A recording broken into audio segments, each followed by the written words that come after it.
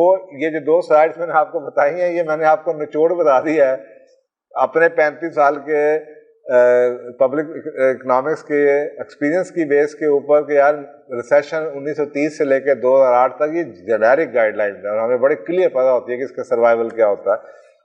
اس کے معنی بدل سکتے ہیں, اس کے ورڈ بدل سکتے ہیں, لوگوں کے کیس میں اس کے آگے پیچھے کی پرائرٹیز بدل سکتی ہیں, but basically this is what it is. یہی میں نے آپ کو لاسٹ ٹائم بتایا تھا کہ میتھڈالوجی یہ ہے کہ number 1 pause and ponder, number 2 organise and sustain. سب سے بڑا ہے جیسے میں نے کہا انکم کو روکیں, سسٹین کریں اس بزنس کو, چلانا بگانا. اتنا گاڑی اگر کھڑی رہے گی نا تو کل کو اللہ تعالیٰ شاید دوبارہ ٹائم دے دے آپ کو ریس میں جانے کا.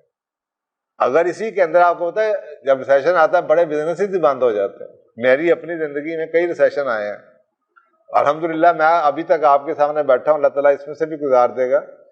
میں بیٹھا ہوا ہوں, کئی بزنس میری آنکھوں کے سامنے آتے ہیں, کئی ٹرینرز آتے ہیں, کئی پروفیشنلز آتے ہیں, کئی سروسز آئی ہیں جو ان کا اب نام بھی نہیں ملتا, کیونکہ ہم اس وقت شامل ہوتے ہیں جب گاڑی فاسٹ لین میں ہوتی ہے اور ہمیں یہ نہیں پتا ہوتا کہ گاڑی نے سلو بھی ہونا ہے. اور سلو میں اگر آپ سروائیو نہیں کر سکتے, آپ میں مکینیکلی میرا دماغ تھوڑا سا ہے, تو اگر آپ نے گاڑی خریدنی ہو نا تو ایکسیلیٹر پہ تو گاڑی ساری چل جاتی ہیں. تو گاڑی کو جب میٹرک کے بعد نا میں نے شوق میں نے انٹرنشپ کی تھی ایک مکینک کے پاس, وہ بڑا مشہور مکینک ہوا کرتا. میں نے اس سے پوچھا یار ایک ٹپ بتا, گاڑی جب خریدتے ہو تو کیا دیکھتے ہو؟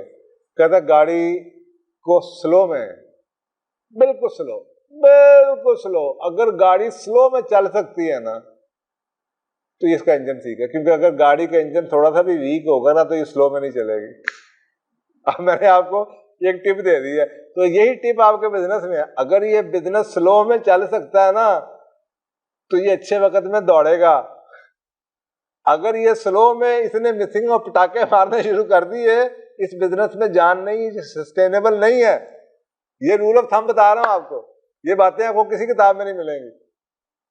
اور وہ ایک کتاب آئی تھی بڑی پرانی, اس کی کئی سیریز آئی تھی, what they don't teach you at Harvard, what they still don't teach you at Harvard, what they still don't teach you. 3 volume اس کے آئے تھے کہ وہ ایسی کئی چیزیں جو آپ کو کبھی نہیں پڑھائی جائیں گی. اوکے, تو آرگنائز اور سسٹین کرنا اس لیے میں کہتا ہوں بہت ضروری ہوتا ہے. نمبر 3, اور یہ بہت ایک ایسڈ ٹیسٹ ہوتا ہے. Number 3 reflect and plan. اور یہ جب آپ لوگوں کے میسیجز مجھے پڑھائے جاتے تھے نا, اور جی یہ میسیجز پہ یہ آ رہے ہیں پچھلے پروگرام کے بعد, تو مجھے غصہ چڑھتا تھا کہ یار میں نے ان کو کیا کہ بھیجا ہے, ریفلیکٹ کریں, پلان کریں. یہ پھر شروع ہو گئے ڈسکس کرنا اور گپے مارنا اور جناب شیئرنگ کرنا اور اپنی اچیومنٹس بتانا. It is a time to pause, it is a time to reflect and plan.